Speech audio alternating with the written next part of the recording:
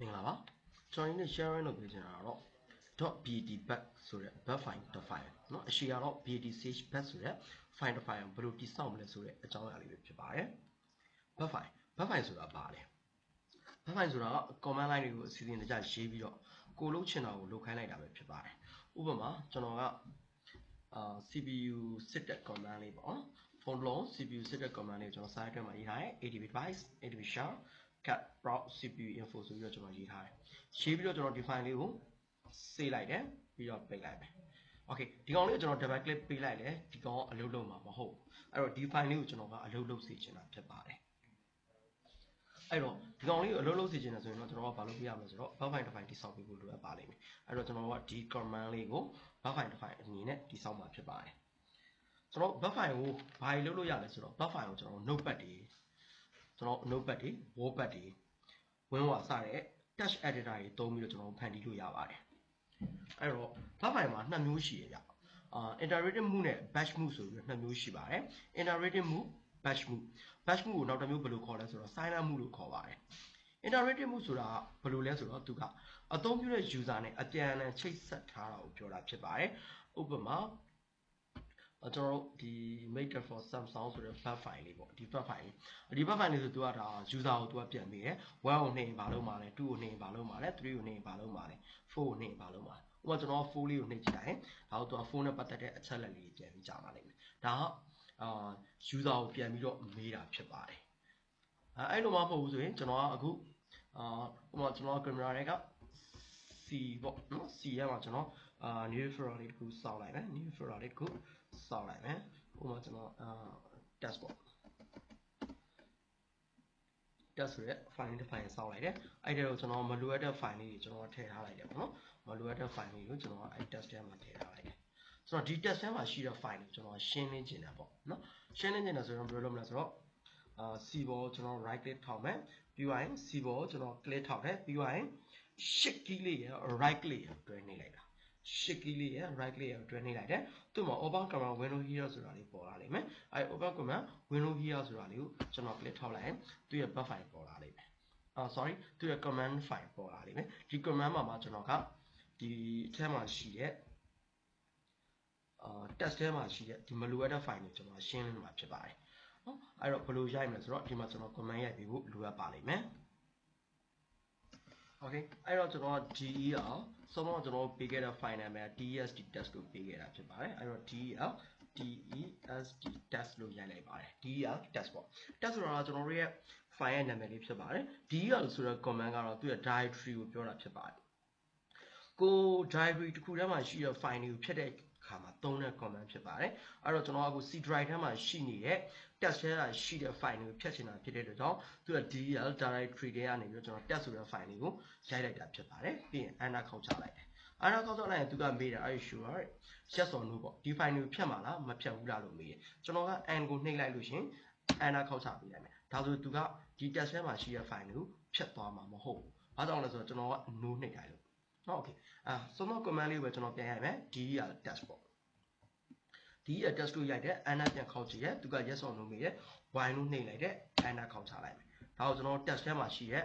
file နေဘာ file မှရှိတော့မှာမဟုတ်ပါဘူးဒါဆို test ထဲမှာရှိတဲ့ file တွေကိုအကုန်လုံးဖြတ်သွားမှာဖြစ်ပါတယ်ဒါဘာ command လဲဆိုတော့ကျွန်တော်တို့ဒါအသုံးပြုတဲ့ user เนาะဒီကျွန်တော် command line ကိုအသုံးပြုတဲ့ user ကိုအပြန်အလှန်မေးတဲ့ပုံစံမျိုးဖြစ်ပါတယ်အဲ့ဒါကိုကျွန်တော်တို့တွေက iterative move လို့ခေါ်ပါတယ် iterative move ဆိုတာကသူကအသုံးပြုတဲ့ user နဲ့အပြန်အလှန်ချိတ်ဆက်သွားတဲ့ပုံစံမျိုးဖြစ်ပါတယ်နောက်တစ် move ကတော့ကျွန်တော်တို့ batch move သို့မဟုတ် silent move လို့ခေါ်ပါတယ် silent move ကတော့သူကတော့ user ကိုပြန်မေးမှာမဟုတ်သူလုပ်ချင်တဲ့အတိုင်းလုပ်သွားမှာဖြစ်ပါတယ်ဥပမာကျွန်တော်အခုစောစော CPU စစ်တဲ့ command လေးပေါ့ဒါလေးကိုသူက run လိုက်တာနဲ့သုံးပြုတဲ့ user ကိုဘာမှမေးမှာမဟုတ်ဘဲနဲ့အသုံးပြုတဲ့ user ကိုဘာမှမေးမှာမဟုတ်ဘဲနဲ့သူ့အတူအလုပ်လုပ်သွားတာဖြစ်ပါတယ်ဟုတ်ပြီနော်ဒါလေးကျွန်တော်တို့တွေက batch move သို့မဟုတ် silent move လို့ခေါ်ပါတယ်ဥပမာအားဖြင့်ကျွန်တော်အခုC ထဲမှာ new folder စောစောလိုပဲ new folder စောက်လိုက်တယ်ပြီးသွားရင်ကျွန်တော်စောစောလိုပဲမလိုအပ်တဲ့ file တွေကိုကျွန်တော် test ထဲမှာကျွန်တော်ထည့်ထားပေးရဟုတ်ပြီနော် okay ဒီ file ကိုကျွန်တော်ဖြတ်မှာဖြစ်တဲ့ကြောင့်စောစောလိုမျိုးပဲကျွန်တော် command line ခေါ်မယ် C ပေါ်မှာ command ခေါ်မယ် shift right click shift right click open command window here okay ဒီကကျွန်တော်ရရမယ့် command ကစုံစုံလို့ပဲ del ဆိုတဲ့ command ကိုပဲသုံးပါမယ် del စုံစုံ file နာမည်က test ဖြစ်တဲ့ကြောင့် test test ဒီကကျွန်တော် choose ဆိုတဲ့ command လေးကိုသုံးလိုက်ပါတယ် select choose ပေါ့ okay choose ဆိုတဲ့ command ကသူကဘာလုပ်ပေးရလဲဆိုတော့switch ပါလိုက်ဒီရမှာရှိတဲ့ကောင်ဒီသူရဲ့ directory ထဲမှာရှိတဲ့ file ကို silent move အနေနဲ့သူကအလုပ်လုပ်ခိုင်းတဲ့ပုံစံဖြစ်ပါတယ် user ကိုပြန်မမေးဘဲနဲ့ data ကြီးဖြတ်လိုက်တဲ့ပုံစံမျိုးဖြစ်ပါတယ်အဲ့တော့ဒီက test select choose ဆိုပြီးကျွန်တော်ရိုက်လိုက်တယ် enter ခောက်ချလိုက်တယ်တွားကြည့်ကြည့်အောင်ဆိုတော့ test တွေကိုတော့ပြန်ကြည့်မယ် computer ရဲ့ c တွေက test ဒါဆို test မှာဘာမှမရှိဘဲနဲ့ပြတ်သွားပါလိမ့်မယ်ဒါဆို user ကိုသူပြန်ပြီးတော့မေးတော့မှာမဟုတ်ပါဘူးအဲ့တော့ကျွန်တော်တို့က bash move သို့မဟုတ် silent move လို့ခေါ်တာဖြစ်ပါတယ်အဲ့တော့အခုကျွန်တော်တို့က buffer file တစ် file ကိုစပြီးတော့တိစောက်ကြည့်မယ်ကျွန်တော်တို့ phone service အသုံးပြုတဲ့လူတွေအတွက် buffer file တိစောက်မှာဖြစ်ပါတယ် computer ဘိုင်းကိုတော့ကျွန်တော်တို့ကြီးကသွားမှာမဟုတ်ဘူးဖုန်းသုံးတဲ့လူတွေအတွက်ဘယ်လိုမျိုး buffer file တစ် file ကိုတိစောက်မလဲဆိုတာလေးအဓိကသွားချင်တာဖြစ်ပါတယ်အဲ့တော့ကျွန်တော်စောစောပြောခဲ့သလိုပဲ buffer file တစ် file ကိုကျွန်တော် notepad တွေ wallpad တွေအစရှိတဲ့ text document အနေနဲ့ရေးလို့ရပါတယ် text edit လုပ်လို့ရတဲ့အကောင်လေးနဲ့ကျွန်တော်တို့ရေးလို့ရပါတယ် okay အဲ့တော့ buffer file တစ် file ကိုစရေးမယ်ဆိုရင်ကျွန်တော်တို့က command line တွေကိုအစီအစဉ်ရေးတခြားရေးပေးထားပါတယ်အစီအစဉ်တခြားရေးပေးထားတယ်အဲ့မှာကျွန်တော်တို့တွေက buffer file တစ် file ရဲ့အစကဘာနဲ့စမလဲဆိုရင်ကျွန်တော် echo နဲ့စပေးရပါတယ် echo echo နဲ့စပေးရပါတယ်เนาะ buffer file တစ် file ရဲ့အစက echo နဲ့စပေးရပါတယ် okay buffer file တစ် file ကိုအရေးကြီးဆုံးအချက်ကသူက buffer file တစ် file က echo နဲ့စပေးရတယ်ပြီးရင်သူ့ရဲ့ file အမျိုးအစားကို save တဲ့နေရာမှာ save နဲ့မတွားဘဲနဲ့ cs နဲ့တွားပေးရပါတယ် cs နဲ့တွားပြီးတော့ကိုကြိုက်တဲ့နေရာမှာဥပမာကျွန်တော်တို့ desktop ပေါ်မှာစီးတယ်ပြီးရင်ကိုကြိုက်တဲ့နာမည်ပေးပါပြီးသွားရင်နောက်ဆုံးအဆုံးသတ်မှာ .bat ဖြစ်ဖို့လိုအပ်ပါတယ် okay ပြီးသွားရင်ကျွန်တော်အခု desktop ပေါ်မှာ a လေးလုံး .bat လို့နာမည်ပေးထားတယ်ပြီးရင် save လိုက်ပါတယ် okay ဒီကောင်လေးလည်းပေးလိုက်တယ်ဒါဆိုကျွန်တော်ရဲ့ desktop ပေါ်မှာသူက buffer file တစ် file ဖြစ်သွားပါပြီအဲ့တော့ဒီ buffer file လေးကိုကျွန်တော်အလုပ်လုပ်စေချင်တဲ့အတွက်ကြောင့်ကျွန်တော် double click ပေးပြီးတော့မောင်းကြည့်တယ် okay ဘာတွေဖြစ်သွားလဲဆိုတော့ c user Mr. desktop echo is on ဆိုပြီးတော့ပေါ်နေပါတယ် echo က on နေတယ်ဆိုတဲ့အဓိပ္ပာယ်ကြီးဖြစ်နေတယ်အဲ့တော့ကျွန်တော်ကဘာလုပ်လိုက်မလဲဆိုတော့စောစော buffer file လေးကိုပဲပြန်ပြင်မယ်အရေးကြီးဆုံးအချက်က buffer file တစ် file ကိုပြန်ပြင်နေဆိုရင် right click notepad နဲ့ပြင်တာပို့ပြီးတော့အဆင်ပြေပါတယ် notepad++ နဲ့ပြင်တာပို့အဆင်ပြေပါတယ်အဲ့တော့ notepad++ လေးကိုဖွင့်ပေးလိုက်တယ်အဲ့တော့ကျွန်တော် echo ရှေ့မှာပေါ်နေတဲ့စာတွေကျွန်တော်မပေါ်စေချင်ဘူးဆိုတော့ echo က on ဖြစ်နေတယ်အဲ့တော့မပေါ်စေချင်တော့ကျွန်တော် echo off လို့လုပ်ပေးလိုက်တယ်ပြီးတော့ကျွန်တော်ပြန်စစ်ကြည့်ရဲပိတ်တယ်ပြန်မောင်းကြည့်မယ်ဒါဆိုစုံစုံအလိုမျိုးecho off ဆိုပြီးတော့ပြန်ဖြစ်သွားတယ်အဲ့တော့ကျွန်တော်အဲ့လိုမျိုးကြီးကိုမပေါ်စေချင်ဘူးကိုယ့်ရဲ့drag အလုပ်လုပ်လိုက်တယ်လုပ်လိုက်တဲ့ပုံစံလေးပဲပေါ်စေချင်တယ်ဥပမာနောက်က c user တို့ဘာလို့ဆိုတော့ကျွန်တော်မပေါ်စေချင်ဘူးမပေါ်စေချင်ဘယ်လိုပြန်လုပ်ပေးရမလဲဆိုတော့စုံစုံ buffer file လေးကိုပဲ notepad နဲ့ပြန်ဖွင့်တယ် okay သူရဲ့နောက်မှာရှိတဲ့နာမည်တွေကိုမပေါ်စေချင်ဘာလို့ပေးရလဲဆိုတော့ကျွန်တော် add ကိုခံပေးရပါတယ် add အဲ့ဒါဆိုဘယ်လိုပုံစံဖြစ်သွားမလဲဆိုတော့ add echo all ဆိုတာဖြစ်သွားပါမယ် save ပါမယ်ပြန်ပြီးတော့ပြန်မောင်းကြည့်မယ် okay ဒါဆိုရင်တော့သူကစောစော c user သူ့ရဲ့ TNR location ကိုပြတော့မှာမဟုတ်ပါဘူးဒါဆိုရင်ကျွန်တော်တို့ buffer file တစ် file ကိုအကျန်းတိစောက်ထားတာဖြစ်ပါတယ်အဲ့တော့ကျွန်တော်အခုနောက်တစ်ခေါက်ပြန်ပြပေးပါမယ်အဲ့တော့ကျွန်တော်ဒါကြီးဖြတ်လိုက်မယ်အစရင်ပြန်လုပ်ကြည့်မယ် okay ဟိုကျွန်တော်တို့က buffer file တစ် file တိစောက်ချင်တာဖြစ်တဲ့ကြောင့် new dash document လေးတစ်ခုကိုယူလိုက်ပါတယ် okay ဒီပေါ်မှာကျွန်တော်တို့စာရေးမယ်CPU စစ်တဲ့ command လေးဖြစ်တဲ့ adb device adb shell catch proc select cpu info ပေါ့နော် proc cpu info ဒီကောင်လေးကိုကျွန်တော်တို့ရိုးတန်းတန်းဆေးလိုက်ရုံနဲ့တော့အလုပ်လုပ်မှာမဟုတ်ပါဘူးအဲ့အတွက်ကြောင့်ကျွန်တော်တို့ကဘာလုပ်ပေးမလဲဆိုတော့ buffer file တစ် file တိစောက်ချင်တာဖြစ်တဲ့အတွက်ကြောင့်သူ့ရဲ့အပေါ်မှာ echo echo ဆိုတာလေးထည့်ပေးရတယ် echo ကိုမမြင်စေချင်တဲ့အတွက်ကြောင့် off ဆိုတာလုပ်ပေးရတယ်ပြီးရင်သူ့ရဲ့ TNR location တွေမပေါ်စေချင်တဲ့အတွက်ကြောင့်ရှေ့ကနေ add ခံပေးရပါတယ်အဲ့တော့ကျွန်တော်တို့ရဲ့ buffer file ပုံစံကဘယ်လိုဖြစ်သွားမလဲဆိုတော့ echo off ဆိုတဲ့ပုံစံလေးဖြစ်သွားပါမယ်ဒါဆိုရင် adb device adb shell proc cpu info ဆိုတဲ့CPU စစ်တဲ့ command လေးတစ်ခုကိုကျွန်တော်တို့တိစောက်လိုက်ပါဖြစ်ပါတယ်အဲ့တော့ကျွန်တော်တို့ကအရေးကြီးဆုံး command တစ်ခုကိုတိစောက်ပြီး buffer file တစ်ခုကိုတိစောက်ပြီးဆိုရင်ကျွန်တော်တို့တွေက file စေနာမစေဘူး CS နဲ့သွားမယ်ကြိုက်တဲ့နေရာကြိုက်တဲ့နာမည် CPU ပေါ့ CPU info ဆိုတော့ CPU လို့ပဲကျွန်တော်ပေးထားတယ်မှာရှိနေတော့ cpu.bat လို့ပေးလိုက်ပါတယ်အဲ့တော့ပြောစင်တဲ့ table တော့ကြိုက်တဲ့နေရာကြိုက်တဲ့နာမည်ပေးလို့ရပါတယ်သူ့ရဲ့အဆုံးသက်က .bat ဖြစ်ရပါမယ်ကျွန်တော်တို့မြင်အောင်လို့ desktop ပေါ်မှာပဲ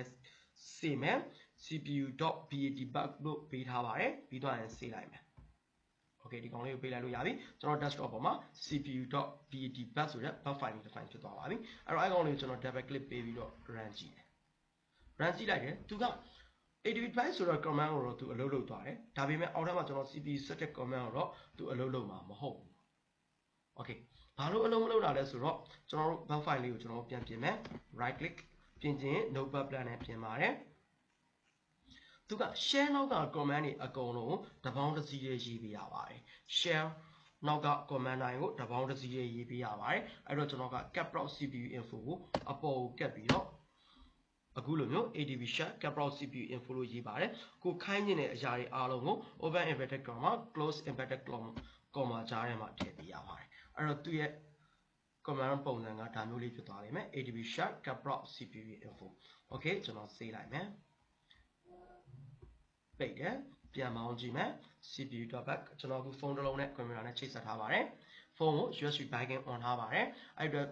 USB backing on ထားမှကွန်ပျူတာဖုန်းကိုတီးမှာဖြစ်ပါတယ်အဲ့တော့ကျွန်တော်ကအခုဖုန်းနဲ့ကွန်ပျူတာနဲ့ချိတ်ဆက်ပြီးတော့ CPU ဆိုတဲ့ bat file လေးကအလုပ်လုပ်စေချင်တဲ့အတွက်ကြောင့်သူ့ကိုကျွန်တော် double click ပေးပြီးတော့အလုပ်လုပ်ခိုင်းလိုက်ပါတယ်ဘာဖြစ်သွားလဲဆိုတော့သူကဖတ်ကနန်ပေါ်ပြီးတော့ပြန်ပျောက်သွားတယ်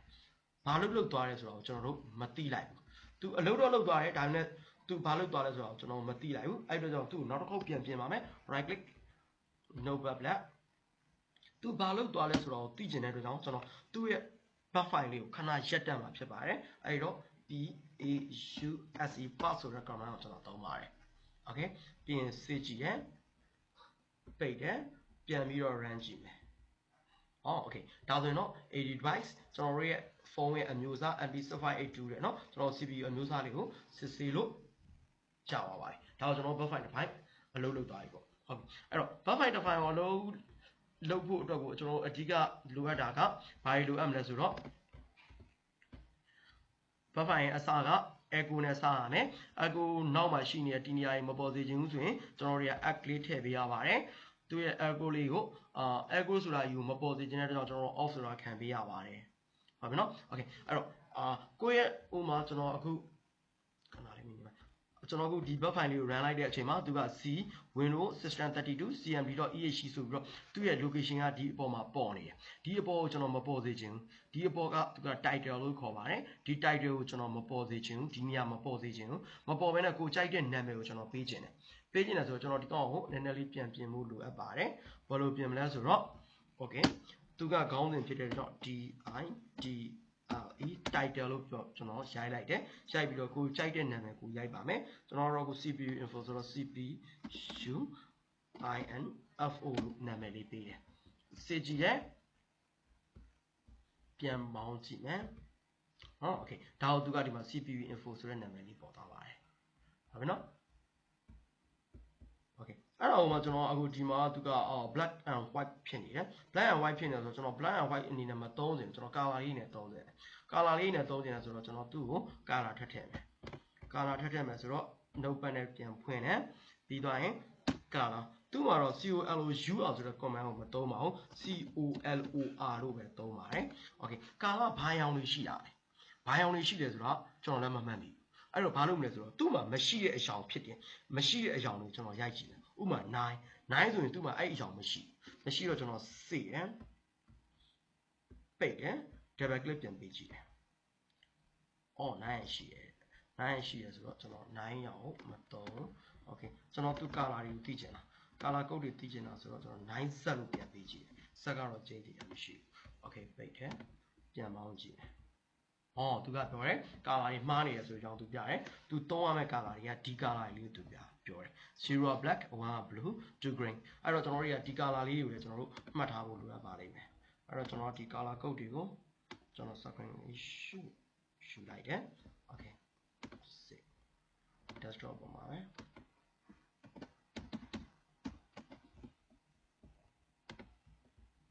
ဒါကျွန်တော်တို့ကာလာကိုကိုကြိုက်တဲ့အကြောင်းလေးထည့်လို့ရပြီအဲ့တော့ဒီကောင်နည်းနည်းလေးကျွန်တော်ပြန်ပြင်မယ် notepad နဲ့ဖွင့်တယ်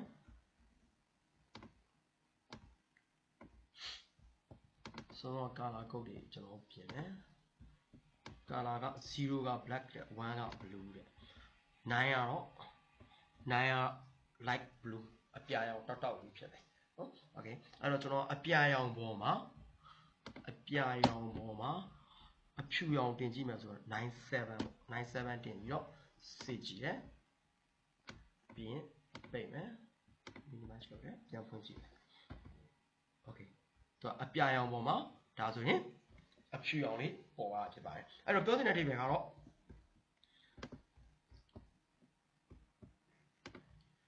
ကျွန်တော်တို့9ကအပြာရောင်ဆိုတော့9ကနောက်က background အရောင်ဖြစ်ပြီးတော့7က white ရှေ့က font color ဖြစ်ပါမယ်အဲ့တော့နောက်ကကောင်က font color ဖြစ်ပြီးတော့ရှေ့ကကောင်ကကျွန်တော်တို့ background color ဖြစ်ပါမယ်အဲ့လိုမှမဟုတ်ဘဲနဲ့ကျွန်တော်အမဲရောင်ပေါ်မှာအပြာရောင်တင်နေတယ်ဆိုရင်09ဖြစ်သွားမှာပေါ့အမဲရောင်ပေါ်မှာအပြာရောင်တင်နေတာအမဲရောင်ပေါ်မှာ sorry အမဲရောင်က0အပြာရောင်က light blue 9ပေါ့နော်9အဲ့တော့ကျွန်တော်က09လို့ရိုက်ကြည့်တယ်နော် okay ဒါပေမဲ့ရှေ့မှာ0ဆိုတာတန်ဖိုးမဲ့ပါတယ်အဲ့ဒါကြောင့်ကျွန်တော်0ဆိုတာကိုဖြတ်လိုက်ပြီးတော့9တလုံးနဲ့ရိုက်လိုက်မယ်ဒါဆိုလို့ရှိရင်တော့သူက9ကအပြာရောင်ပေါ့အမဲရောင် background ပေါ်မှာအပြာရောင် font နဲ့ဖြစ်သွားပါလိမ့်မယ်ဒါမျိုးလေးဖြစ်သွားပါလိမ့်ဒါဆိုရင်တော့ကိုယ့်ကိုထပ်ပြီးတော့ color လေးထပ်ပြီးတော့စမ်းသပ်ကြည့်လို့ရမယ်လို့မျှော်လင့်ပါတယ်အဲ့တော့ color code လေးလည်းမှတ်ထားဖို့လိုအပ်ပါလိမ့်မယ် okay အခုကျွန်တော်ကဘာထပ်လုပ်ပြပေးမလဲဆိုတော့အခုကျွန်တော်ဒီပေါ်မှာကိုရေးထားတဲ့ buffer file တစ် file ရဲ့အကြောင်းအရာတွေဘယ်သူရေးထားတယ်ဆိုတဲ့အကြောင်းအရာတွေဘာအတွက်ကြောင့်ရေးထားတယ်ဆိုတဲ့အကြောင်းအရာတွေကိုကျွန်တော်ဒီပေါ်မှာခေါင်းစဉ်အနေနဲ့ကျွန်တော်လုပ်ချင်ပါတယ်အဲ့တော့ဘယ်လိုလုပ်မလဲဆိုတော့ဒီ buffer file လေးကိုဖွင့်မယ် okay ပြီးရင်echo echo doc ဆိုတာဆိုစာကြောင်းချခြင်း echo doc ကိုသုံးပါတယ်စာကြောင်းချခြင်း echo doc ကိုသုံးတယ်အဲ့လိုမှမဟုတ်ဘဲနဲ့ကိုကစောစောလိုမျိုးဘောင်လေးတွေဘေးဘောင်လေးတွေနဲ့တက်တက်ရဲ့လေးလှလှပပလေးလုပ်ချင်တယ်ဆိုရင်တော့ add echo ကိုသုံးပါတယ် add echo okay add echo ပြီးသွားရင်ဒါကိုကြိုက်တဲ့ပုံစံကိုစိတ်ကူးရှိသလိုခေါင်းစဉ်လုပ်လို့ရပါတယ်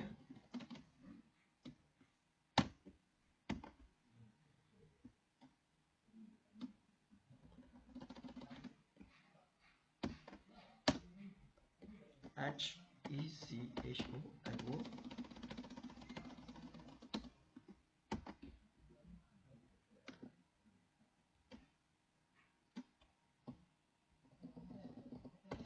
CPU IN Alpha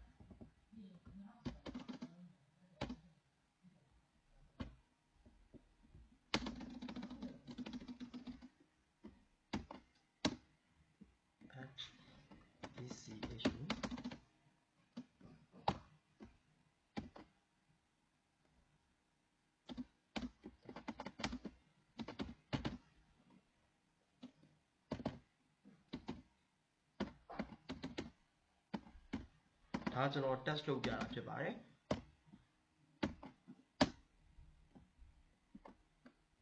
စီတလုံးထပ်သွားတယ်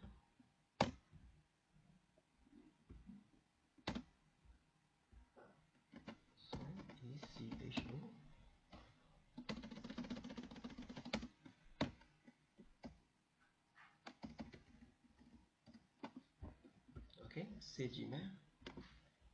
ပိတ်မယ်ပြန်မောင်းကြည့်မယ်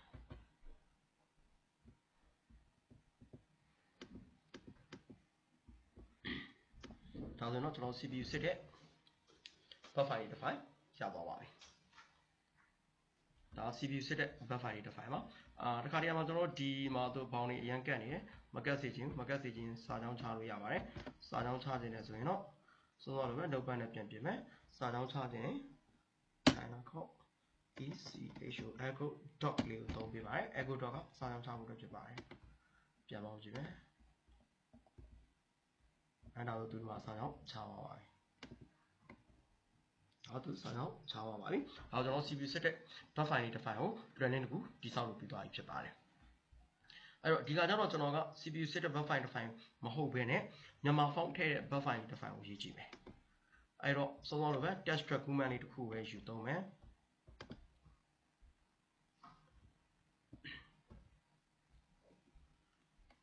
ကျွန်တော် buffer file တစ် file အစားက echo နဲ့စာမယ် echo echo ရှိက echo ရဲ့ဒီနေရာတွေမှာပေါ်စေချင်တဲ့အတွက်ကြောင့် ခံတယ် echo လေးကိုပေးမှဖြစ်တဲ့ကြောင့် off ခံတယ် okay ကျန်ကိုကခေါင်းစဉ်တွေပါတစ်ခါတက်ချင်တယ်တက်လို့ရတယ် title title ကျွန်တော်ကမြန်မာ font ထည့်တဲ့ buffer file ဆိုတော့title ကို mm font ပေးထားတယ် color ကို colo ကို color ကိုကျွန်တော်ဘာရောင်လေးပေးရင်ကောင်းမလဲအမဲပေါ်မှာအဝါနဲ့ဆိုကျွန်တော် e တစ်လုံးပဲသုံးလိုက်မယ်အဲ့တော့ color က e ပေါ့ okay echo echo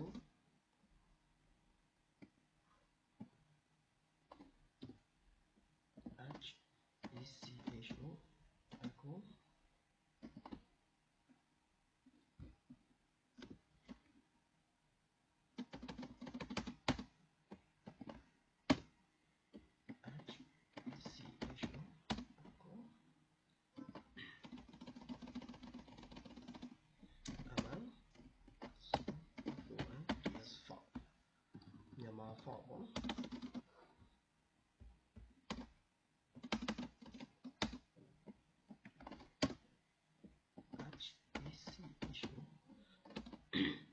echo okay ဒီပိုင်းကျွန်တော်မြန်မာ font ထည့်တဲ့ comment echo echo တော့စာလုံးချလိုက်တယ် echo echo sorry မြန်မာ font ထည့်တဲ့ comment ဆိုတော့ atv push push device တိမတိရင်စမယ် device device atv ကျွန်တော်နောက်ထဲမှာ run နေတဲ့ atv ကိုတတ်မယ်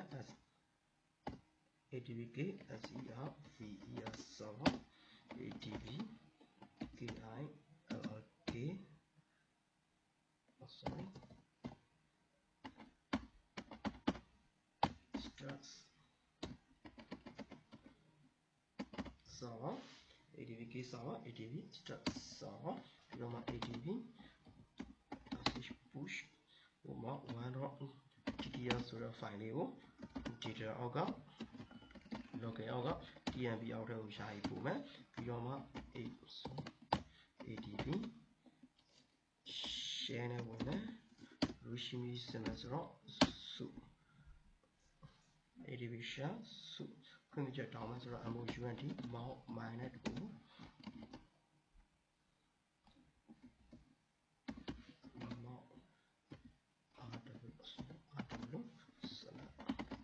system okay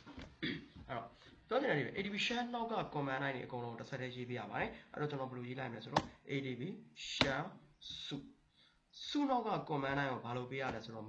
သုံးပေးရပါတယ်အဲ့တော့ -c ပြီးသွားရင် open inverted comma close inverted comma ကြားထဲကိုထည့်ထားပေးရပါတယ် okay အဲ့တော့ command adb share စု -c mount -o remount rw comma rw system ဆိုတဲ့ command ဖြစ်သွားမယ်ပြီးရင်ကျွန်တော်တို့တွေကခွင့်ပြုချက်တောင်းတယ်ထပ်ထည့်မယ်ဆိုတော့ atv sorry adb share စုထီကိုကျွန်တော်ပြန်ယူရယ် control c dd if equal to data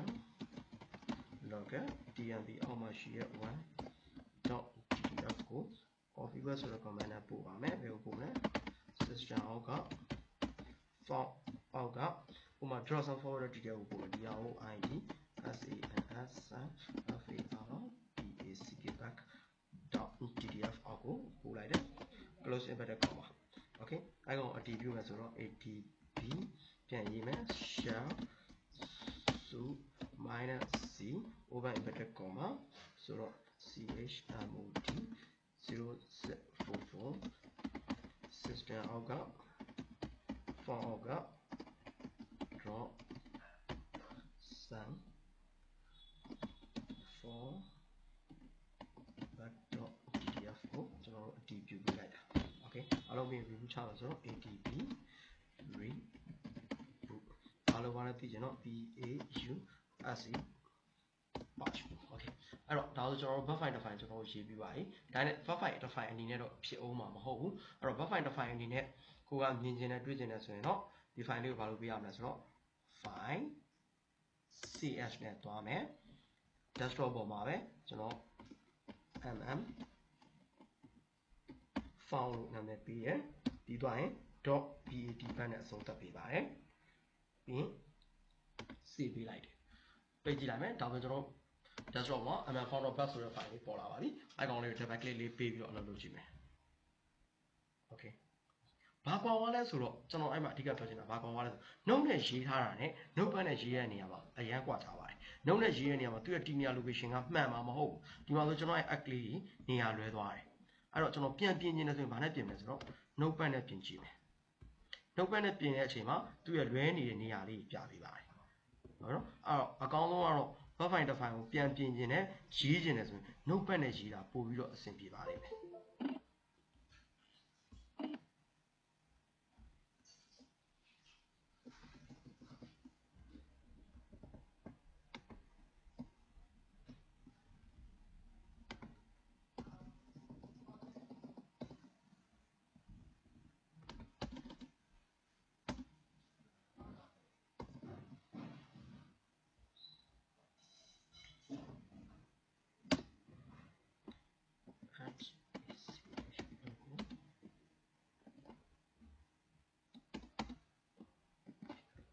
ပြန်ဆေးကြည့်မယ်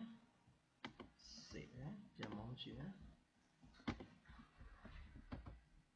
ဒါတော့ကြာပါပြီဒါနဲ့ device device ဆိုတော့တည်တယ်သူက root machine စုတော့ found တယ် root machine เนาะအလုပ်လုပ်မှာမဟုတ် reboot ကြောက်သွားတယ် reboot ကြောက်သွားတယ်အဲ့ဒါဆိုရင်ကျွန်တော်အခုဘာလုပ်မလဲဆိုတော့ဒီဖုန်းလေးကို root ဖောက်မှာเนาะအဲ့တော့ root ဖောက်ချိန်လေးခဏလေးရက်ပါမယ် okay အခုဖုန်း root ဖောက်ပြီးပါဆိုတော့ကျွန်တော်တို့အခုမြန်မာဖုန်းထည့်ပါအောင်ထည့်ပါဆိုကျွန်တော်မြန်မာဖုန်း file တစ်ပိုင်းရှိဖို့လိုရတာပေါ့အဲ့တော့မြန်မာဖုန်းတစ်ပိုင်းကိုအရင်ဆုံးကျွန်တော် application တစ်ခုတည်းအရင်ယူမယ် application တစ်ခုတည်းယူမယ်ဆို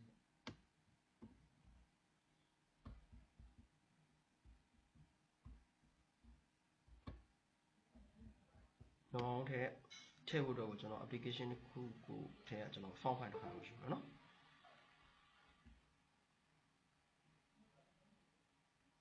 ကြာဘယ်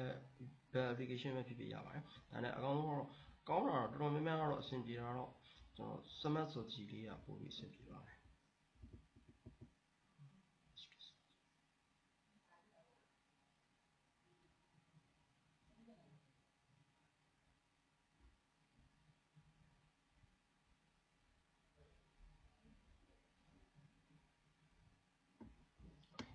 application ကိုယူမယ်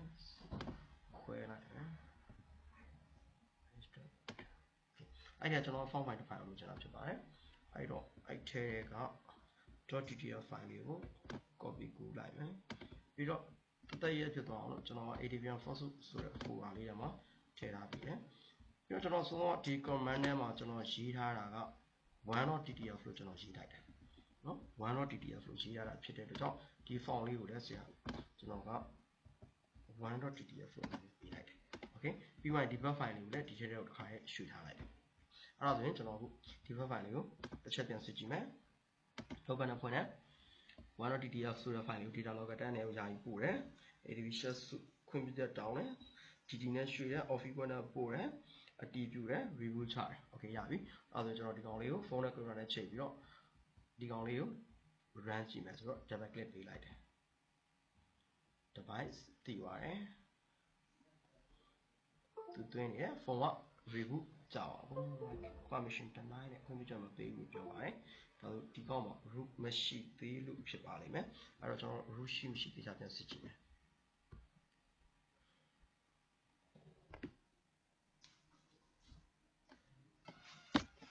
okay ကျွန်တော်အခု root ဖောက်ထားတဲ့ဖုန်းတစ်လုံးနဲ့ချိန်လိုက်တယ်ပြီးသွားရင် buffer file ကို double click ပြန်ပြီးတော့ပေးကြည့်မယ် right ဖုန်းနဲ့ comment နဲ့တည်ပါတယ်သူ record out ဆိုတော့ comment ပြတယ် okay ဒါဆိုရပြီ pass indicator containing forward review ကြောက်ပါတယ်ဒါဆိုတော့ကျွန်တော်တို့ရဲ့ bug file အလုပ်လုပ်တယ်လို့သတ်မှတ်လို့ရပါတယ်အဲ့တော့ bug file တွေကကျွန်တော်မြန်မာဖုန်းထဲ bug file တစ် file ကိုလွယ်ကူစွာနဲ့လုပ်လို့ပြီးသွားပါပြီအားလုံးအဆင်ပြေမယ်လို့မျှော်လင့်ပါတယ်ကျေးဇူးများကြီးတင်ပါတယ်